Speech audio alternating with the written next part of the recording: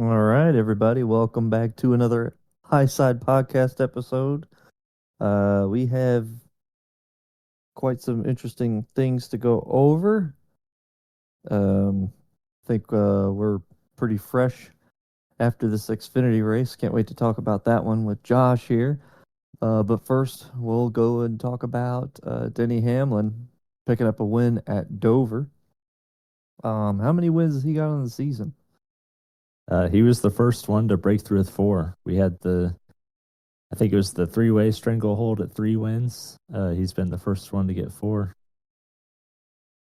I bet he's pretty excited about that. It seems like around this point of the season, Denny Hamlin's confidence starts to go up and he starts talking about going and getting the title and all that. So I think this is um about par course for him and that team. Do you think that they're going to be a threat when it comes to the title again this year?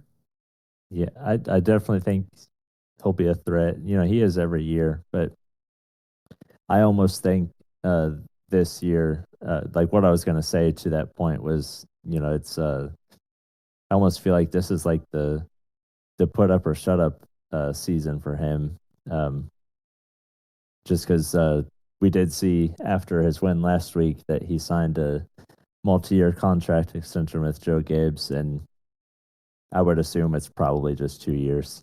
It might be three, but I would assume two. And he said that this is likely the last one he'll sign, or possibly the last one he'll sign. So I think this is almost the best version of Denny Hamlin, maybe that we've seen since his career started. And I think that's pretty dangerous for everybody. Like you don't usually see a driver get, into their 40s outside of maybe a couple and are still at the top of their game. Like I feel like he's still almost in his prime right now.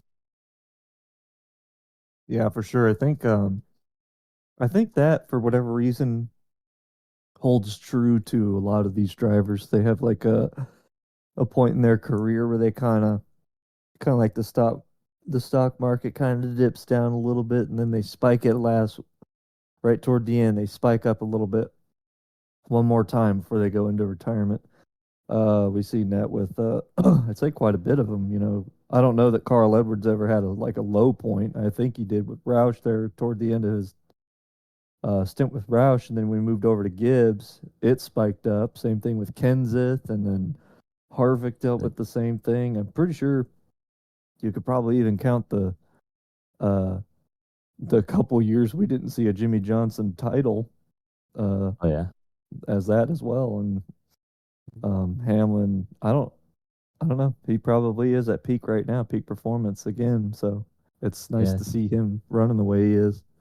and it'll be interesting to see if we see that out of Hamlin because right now I think everybody would agree there's two dominant teams in the sport right now, and it's Hendrick Motorsports and Joe Gibbs Racing. And I would probably argue right now that Joe Gibbs probably has the edge, and Denny Hamlin is a major reason for why they would have that edge. And 4 wins at 40 plus, and have the opportunity probably to get two or three more before the season's over, and potentially ultimately end up with the championship. That'll be a big story if he can get it done. Yeah, absolutely. I'm not like a big fan of Hamlin by any means, but I'm always rooting for the guy to know because we've already had a Mark Martin. Poor bastard won as many races as he did and ran second however many times, never got the title he probably deserved. I'd hate to see that again out of somebody. I mean, we've probably seen that enough times. I'd argue Carl Edwards is probably the other guy that just for whatever reason could not close the deal and get the title. 1 point short in 2011.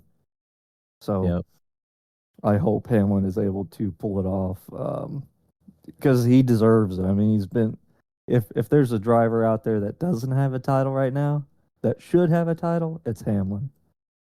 yeah, I'd say he's already definitely he's definitely a first ballot Hall of Famer at this point. And, he's said in recent weeks that I think he's kind of just accepted that if it doesn't happen for him, then, he's not going to look back and be like, oh, darn, I was a failure. But he probably will look back and be like, man, that's something I was in this thing for a long time and, never finished first. That would probably eat at anybody. But he's definitely first ballot. Um, he just got his 58th career win. That's pretty big. Two away from 60. Like I said, he can probably get that done this season. Wouldn't be surprised if he did. He's already got more wins this season than he's had in any season since 2020. So that's saying something right there too. Like again, being at the top of his game. Yeah, another thing about um, accepting what that it might not happen. I think you're right. Deep down, it's probably going to chew at him because I remember, um, oh, I think it was Rusty Wallace.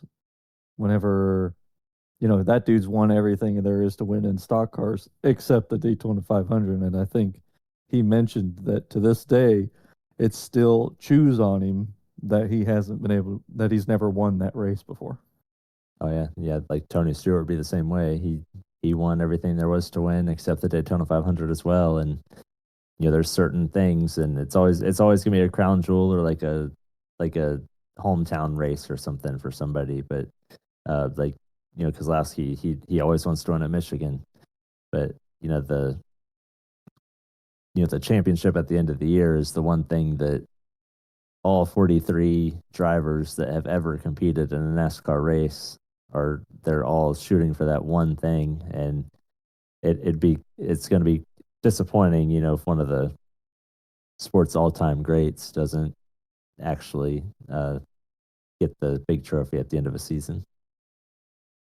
Yeah. Because I'm willing to say he's one of the sports all-time greats, and he's still got a few years left to do it and prove it.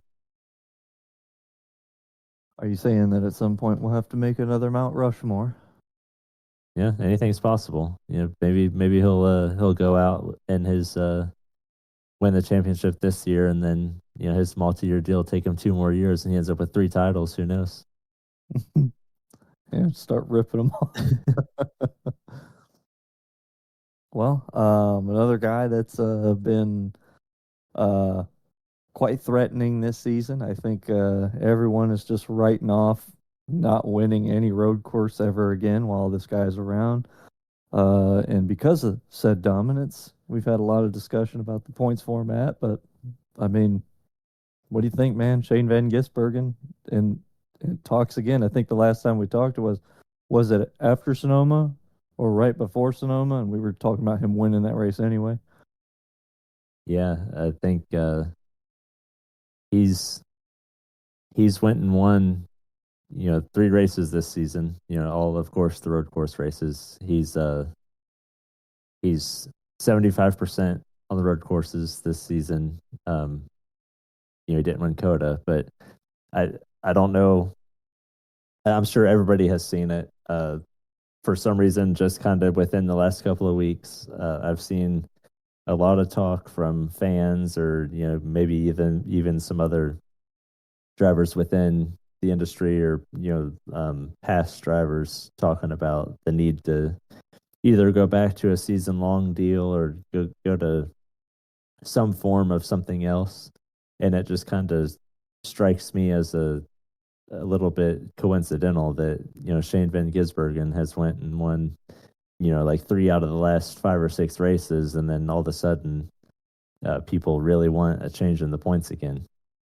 Like he's out there doing what Justin Marks hired him to do, and he's delivered three wins in 4 road course races this season. And he's going to put himself in the playoffs because of that, doing his job. And now people want to potentially take his success away from him. I wouldn't say that's necessarily what's happening. Like I don't think that's what's happened, but it's kind of coincidental to me that the major amount of success he's had within the past month is kind of being talked about in a potentially a negative light. I don't know how you feel about that. Well, I mean, I personally, I'm enjoying all these um, others, other type of motorsport drivers coming in here, and it's honestly kind of cool. Um, I'd say it's a really nice wake up call Yeah, for a lot of the fans, drivers, teams, NASCAR in general. That we well, the drivers that we love aren't necessarily the best in the entire world. Uh, there's still room to talk about ovals. I mean, SVG is not going to go out there and do this on ovals. Um, but you know, uh, we obviously don't lead in terms of road course racing, um, which is expected. I don't think. I think this is a good wake up call in many ways. Like for one, we probably don't need all these road courses out here because these drivers aren't cut for road course racing. They can do it, and some of them really stand out. But when you have one guy going at every single track, especially tracks that we'd never been to before, and he's just going to go there and finish 16 seconds ahead of second place, like, NASCAR's not a road course sport. This is all oval.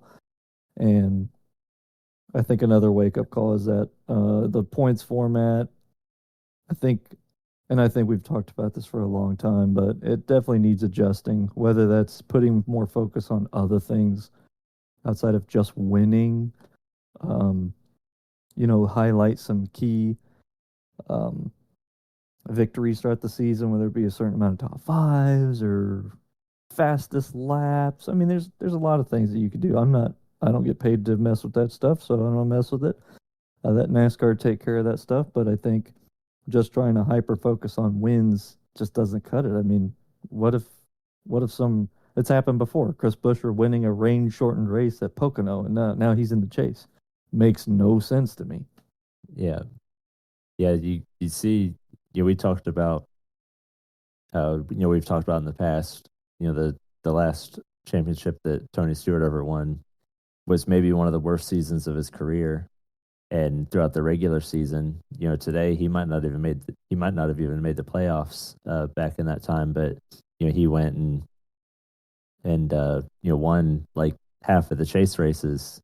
So that would have been his best friend today. But I agree with you. Like the any sport is almost like always evolving, and I feel like NASCAR maybe just has to evolve more and faster than other than other sports, just because it is so different. And there's a lot of different venues they can go and race at, and a lot of new drivers are consistently coming in and new teams, and that probably TV sponsorship deals, car manufacturers, all this stuff factors into everything. But I also go back to one thing I always mention is the thing with the points, whether I agree or disagree with what needs to happen. I think everybody can agree that any positive change is good. Just hopefully they do the right thing.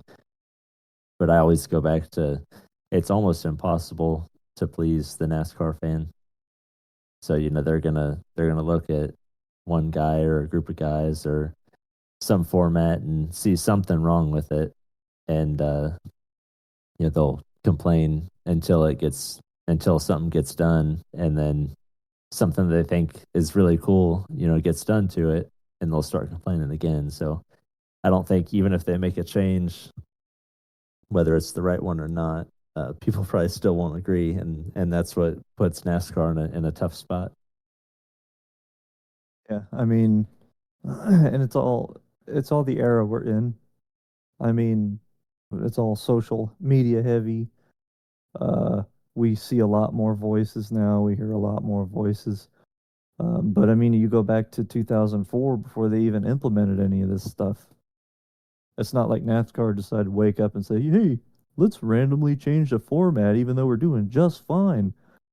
You know, things led up to that. There's a reason NASCAR decided to change it. It's because fans weren't happy then for whatever reason. I wasn't watching at that time. I'm sure it maybe you would have some insight on that, but all I know Yeah. is NASCAR's not going to randomly flip a switch just because they feel like it. It's because somebody wasn't happy with the way it was.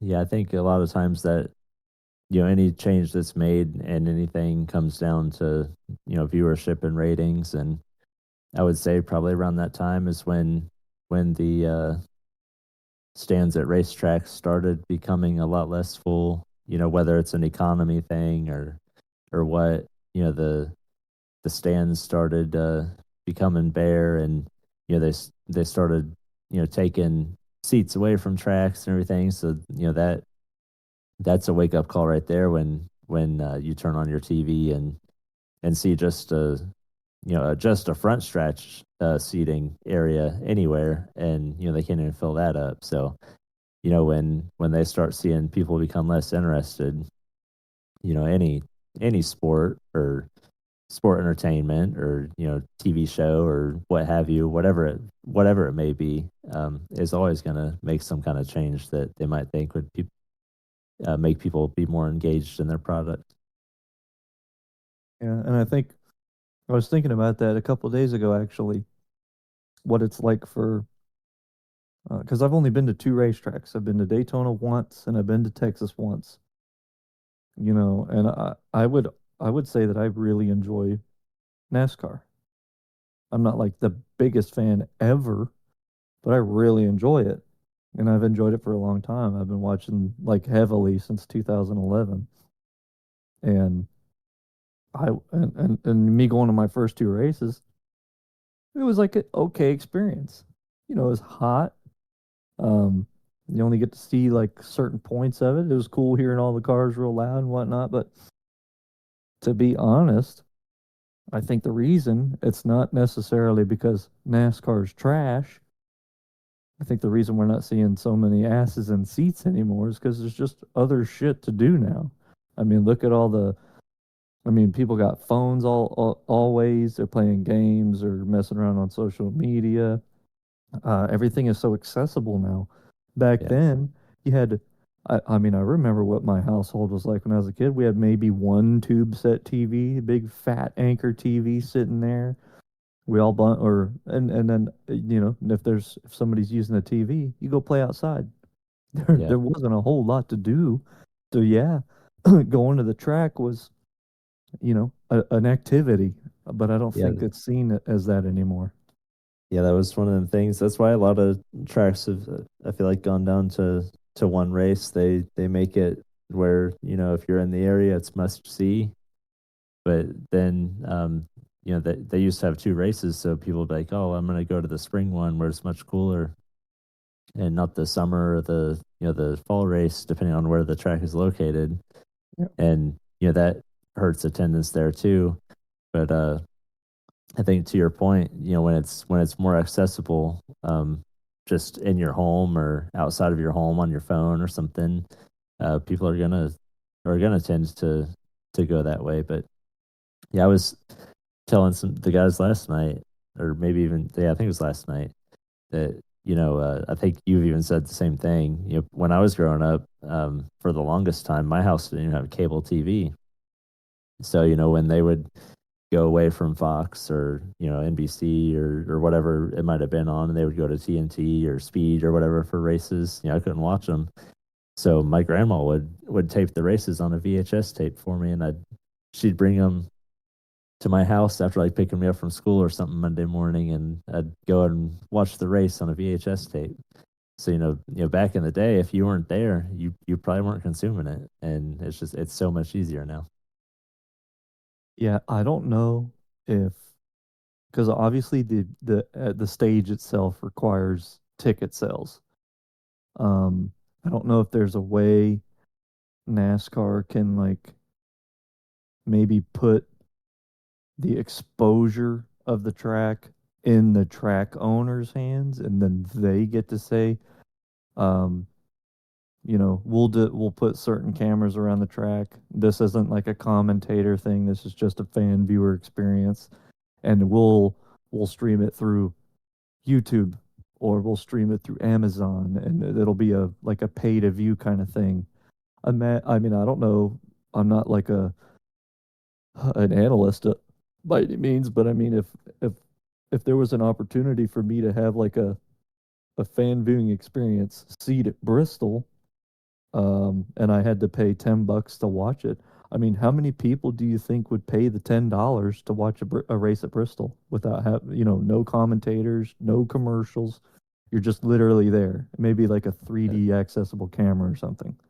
I'd say probably most people. A lot of the most of the fan base complains anytime one commercial, like the first commercial comes on any broadcast, be like 10 laps into the race, but man, that's too early.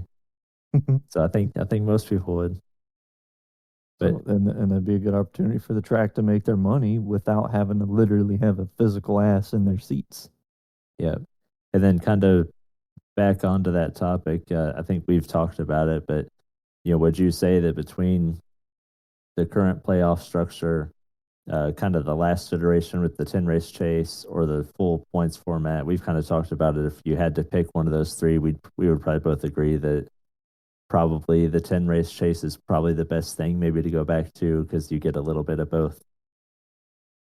Yeah, as a matter of fact, I mean, and this is just me riffing off the top of my head here, but I think you could even combine all three instead of this winning you're in shit for the first 26 races or 27 races or whatever.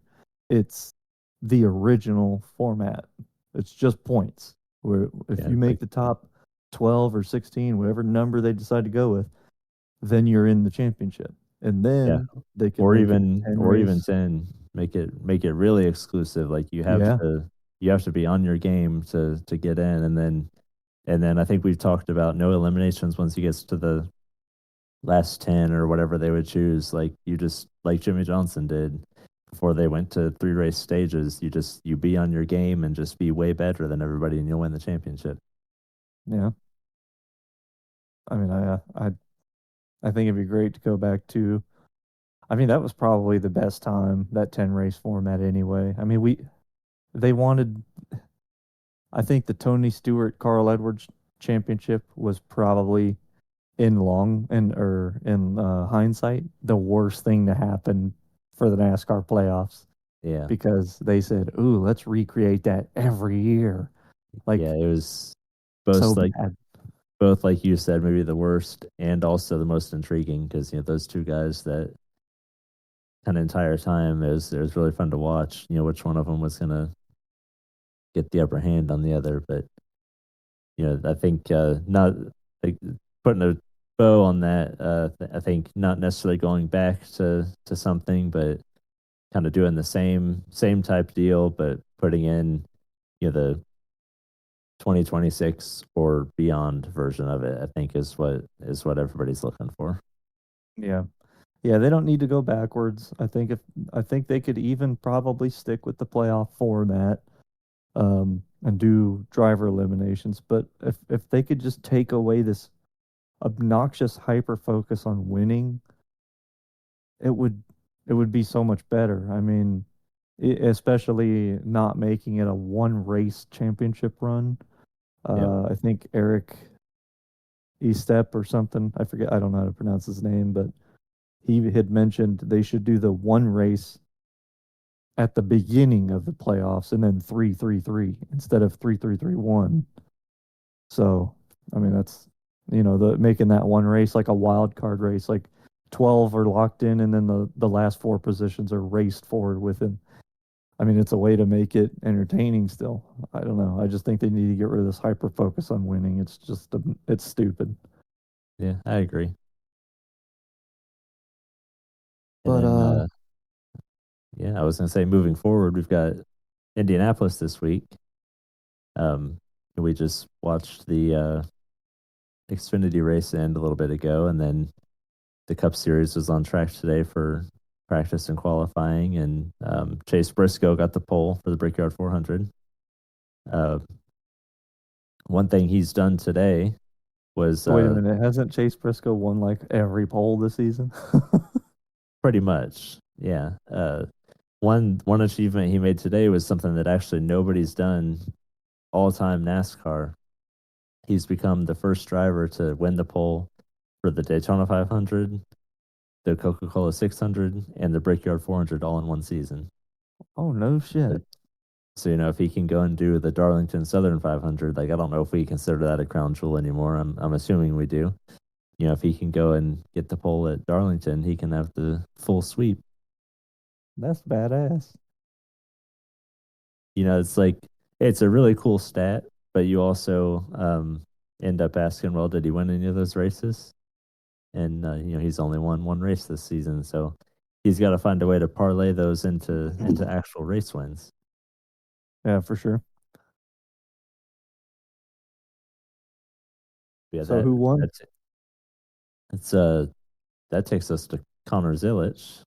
He got his fifth win on the season. I think sixth for the car. Kyle Larson won one of them, but that is three wins in a row now. He's won three races since he came back from his injury at Talladega, and he's won on pretty much every shaped track imaginable, except a D-shaped oval now at this point in his Xfinity career, which is kind of crazy.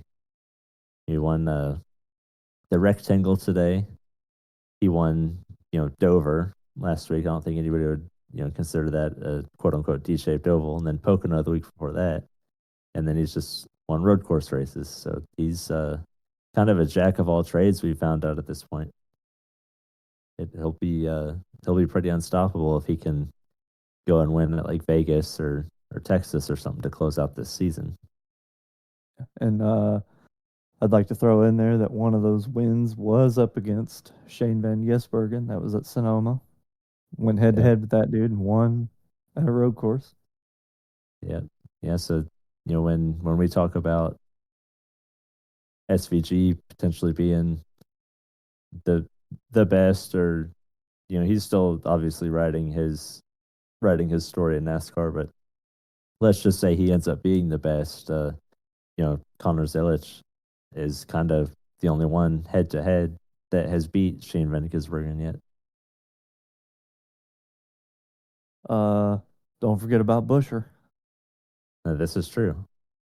There's two of them. There's the other road course guy in Zilic, but we've found out he can win anything, and then there's the Texan that just seems to show up almost anywhere and everywhere in Chris Buescher.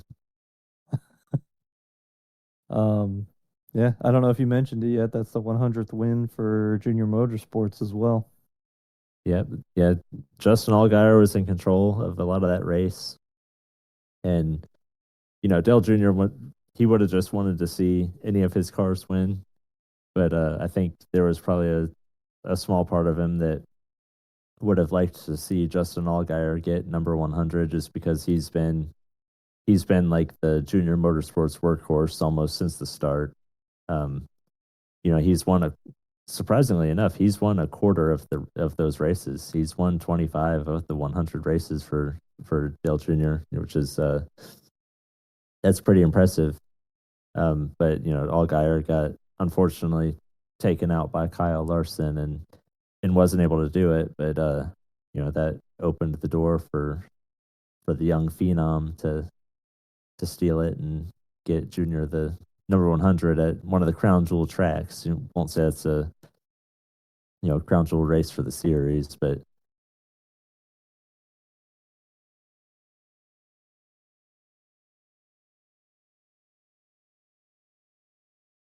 getting a win at a track as storied as Indianapolis is a big win. So yeah, it's a great track for them to get win number 100, and it's obviously a big accomplishment. He talked about he's been doing that only since 2008, so um relatively short period of time. But I mentioned Justin Allgaier had 25 of the wins. Let's name a few of the big names that have won races for Junior Motorsports.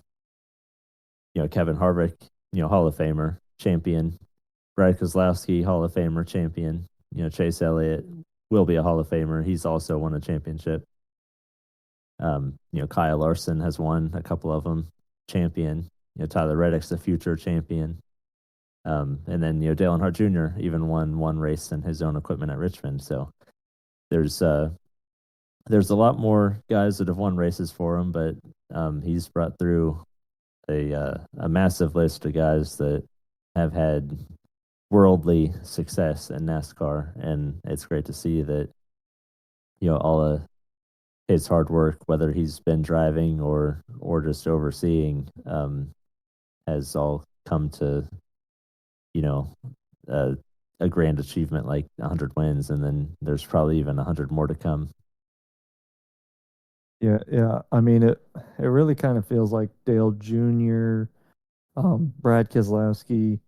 You could probably even say Kyle Busch at this point. Like anyone that's owned a team, whether it be through the Truck Series or the Xfinity Series, um, those guys in particular, like they seem to just feed the Cup Series these excellent race car drivers that seem to go places.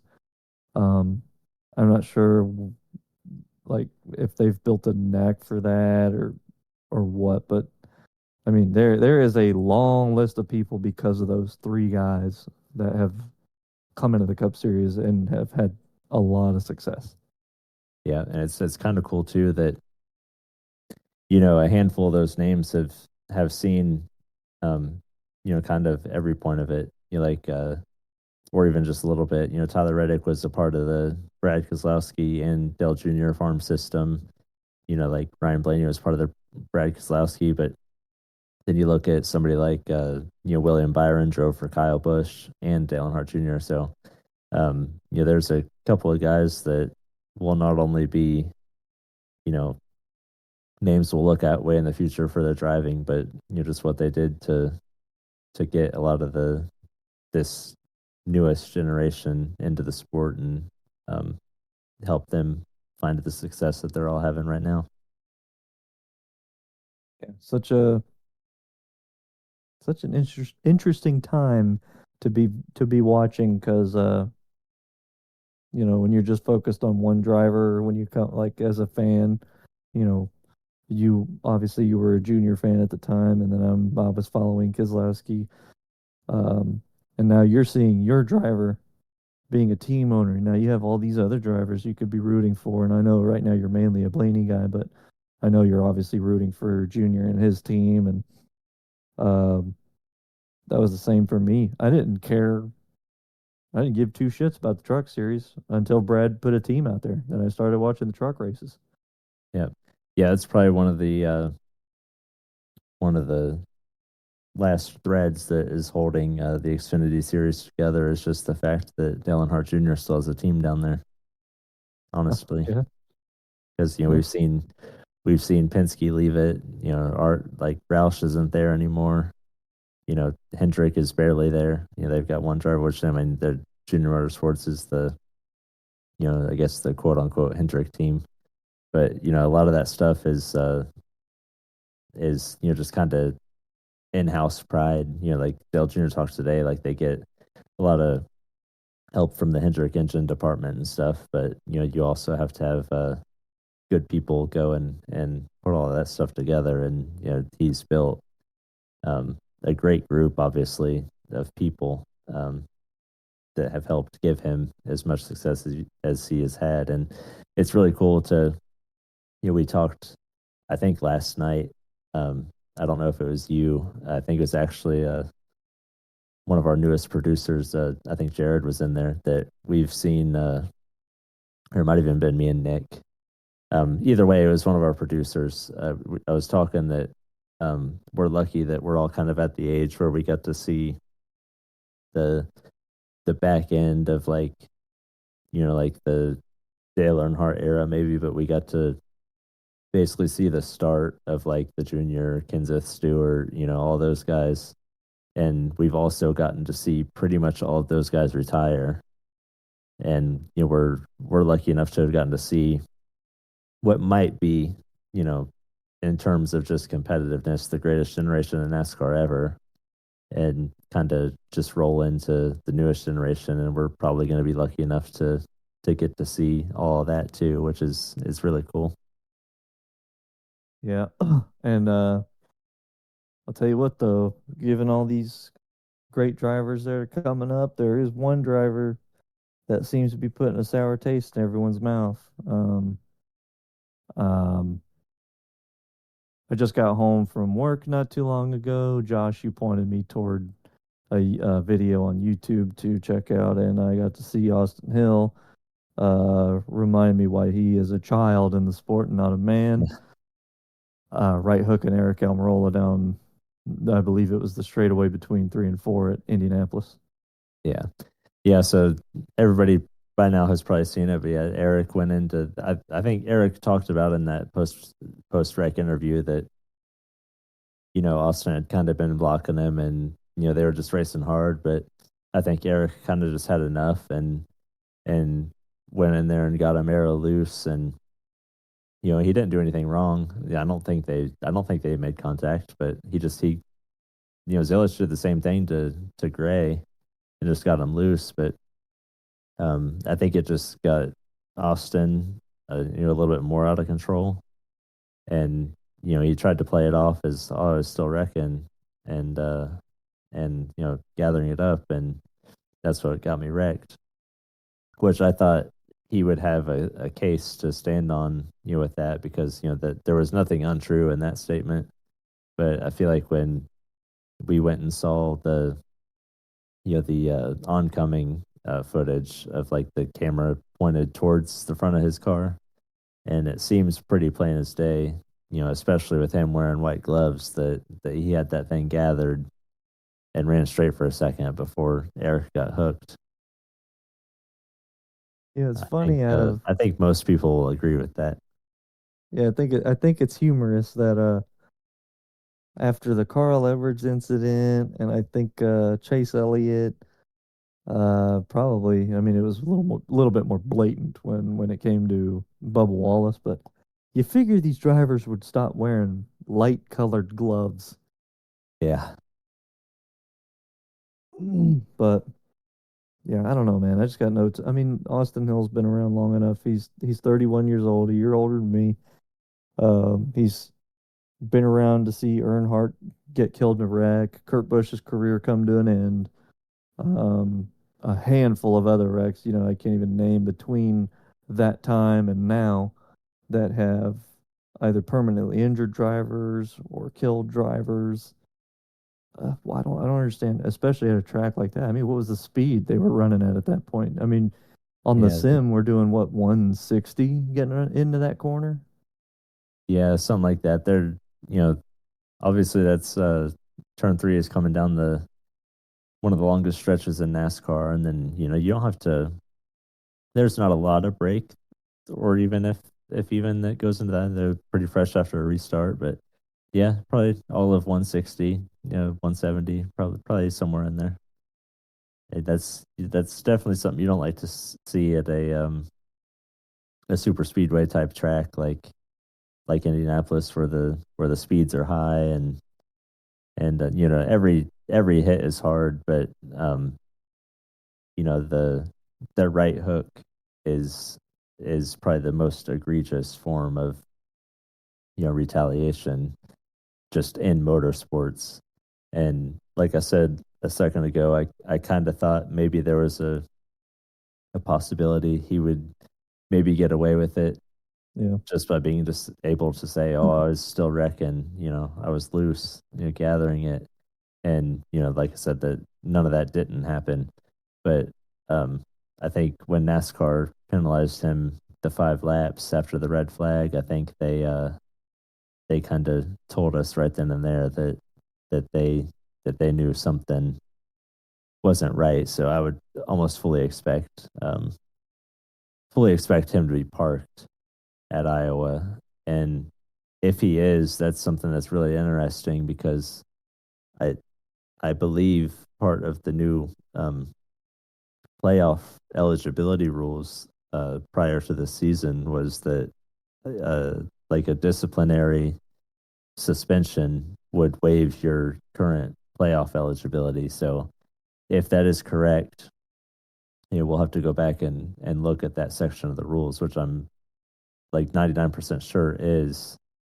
I believe he'll have to go back and actually earn one of those wins back to get automatic advancement into the playoffs. Yeah.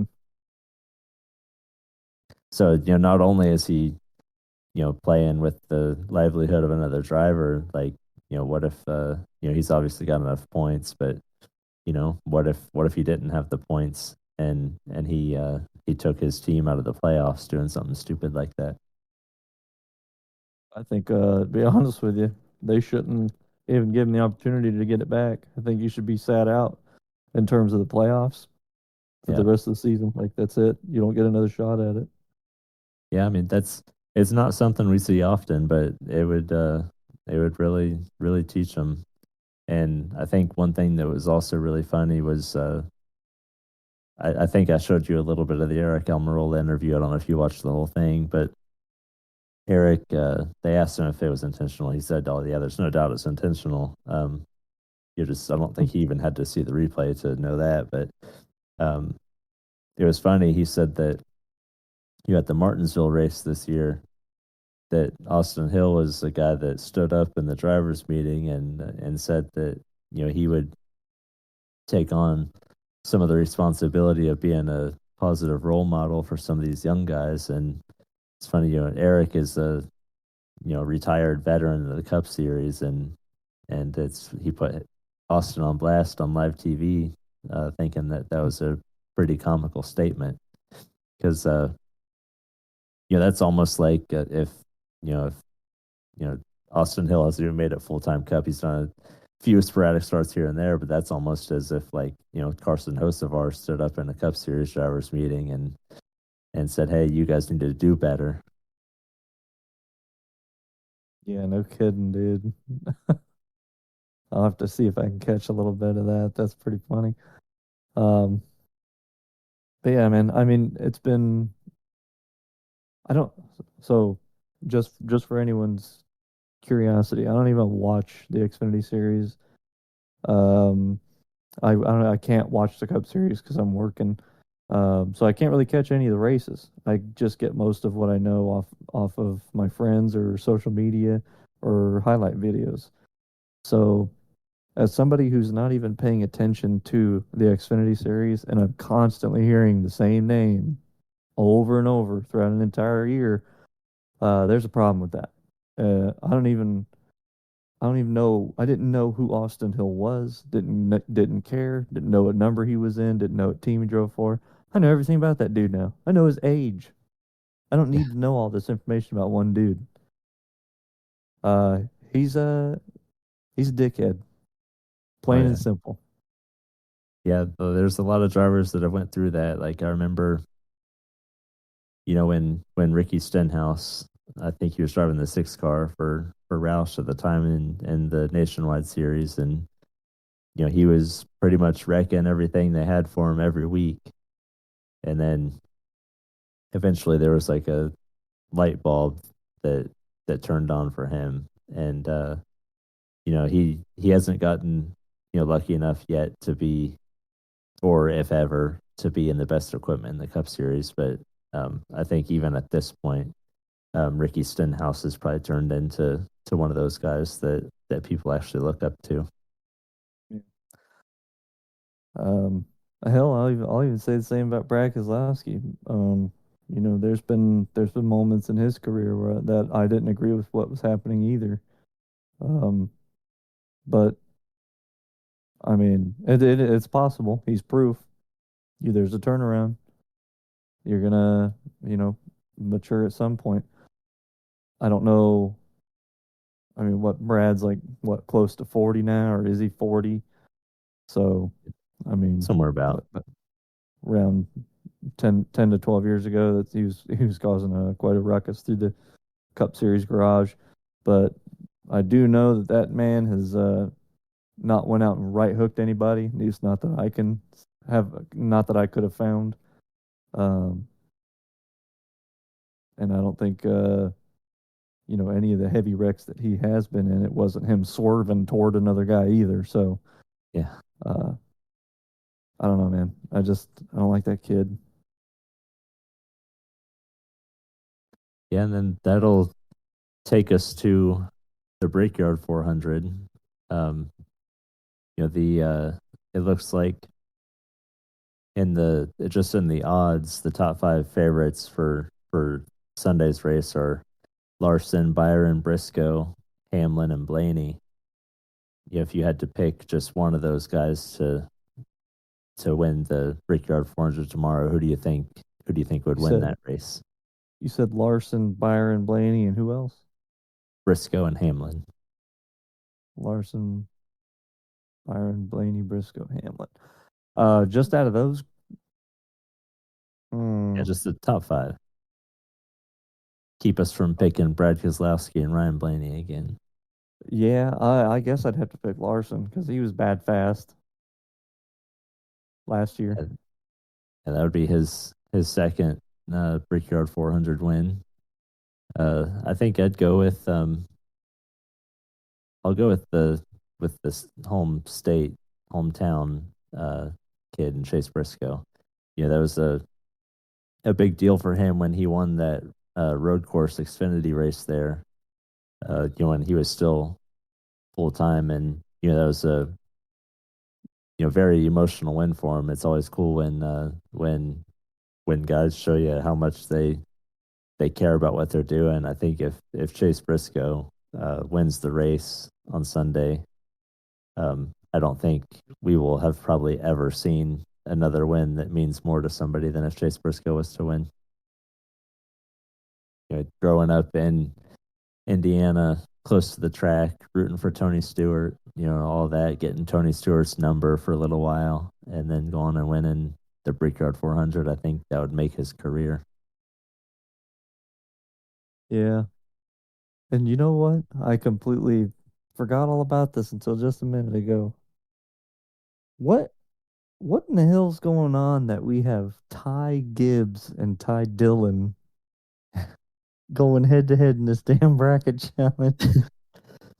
Yeah, I think we talked about it in the beginning. They picked the greatest handful of tracks possible to get an upset winner.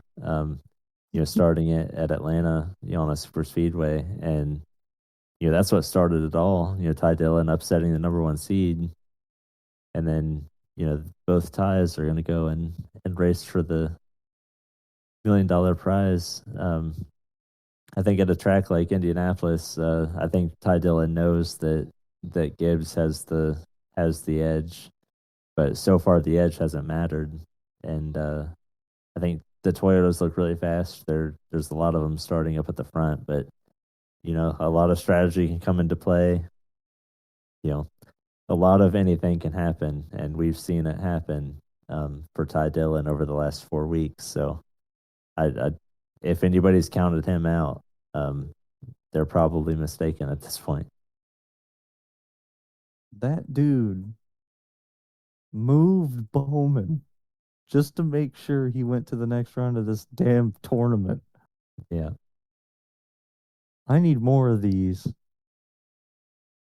This is great. They should do yeah, shit for like the back half of the field only. yeah.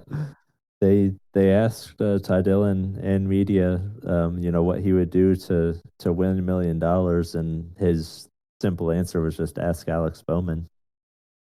It's terrible.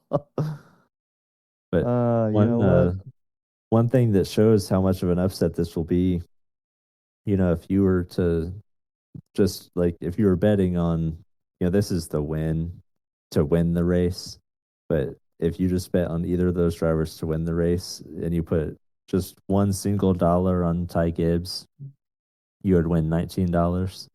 So that's Uh, the book telling you that they feel that Ty Gibbs is a pretty good favorite. He's in like the top 10 or 12. Ty Dillon's all the way at the bottom. You put $1 on Ty Dillon to just win the race outright at Indianapolis, you'd win yourself $500. That tells you how much he's written off. So their head to head wouldn't be that much of a difference in odds, but just in difference to win the race is pretty substantial, and that's just the head to head. What it's given us going to road courses and super speedways and pretty much everything in between. I'm really looking forward to the results tomorrow. Um, You know, yeah. I think we're both probably pulling for Ty Dillon at this point to win that, right? Oh, absolutely. Yeah, I don't think there's, I don't know anybody that's a Ty Gibbs fan personally, but I think probably the only people rooting for Ty Gibbs in that are just, people that Gibbs have been fans. fans of Joe Gibbs racing their entire life. Yeah, I'm ready for this, man. That's so cool, man. What a way to break the format. Yeah, Richard Um, Childress just went out and said how basically NASCAR is against him, because they're probably going to drop the hammer on Austin Hill, and then it'd be hilarious if one of his grandsons went and brought home $1 million, and it's not even for RCR. Because I did hear that they said that the $1 million is going to go to the car owner and not the driver, which I'm sure they'll disperse that in some way. But yeah, Ty Dillon's racing for Colleague. That's $1 million going in Colleague's hands, not Richard Childress, and they could probably use it. He got on the radio last week saying that it's unacceptable. They need more speed, and they definitely don't have it. So $1 million could go a long way for him, but Ty's going to give it to Colleague if he wins. that's amazing. Well, do you have anything you want to add before we close her out? Yeah, one thing I will add, we have seen, we don't have any of the replays or anything for it, but we have seen that I have brought a high side podcast paint scheme to the Elite Racing Series in the Cup. So we'll be racing that. This coming season starts on Wednesday with our Daytona 500. You can find me racing that on the Elite Racing Network at 7:30. We can put up a graphic of that car probably within this podcast. The black and purple looks pretty cool, stands out on the track. So look out for that this season. Hopefully we can put it in victory lane. Hell yeah. Go check out Josh on Elite Racing Network. Check out everyone related to Juicy Spider Studios and their entire uh, list of uh, channels and divisions throughout their company. We'll be on Vspeed next Saturday. Um, and occasionally we pop up on Legends Racing Network as well. Check out all the social links in the description. Leave a comment and obviously give us a thumbs up. Show us that you care. Other than that, everybody have a good one.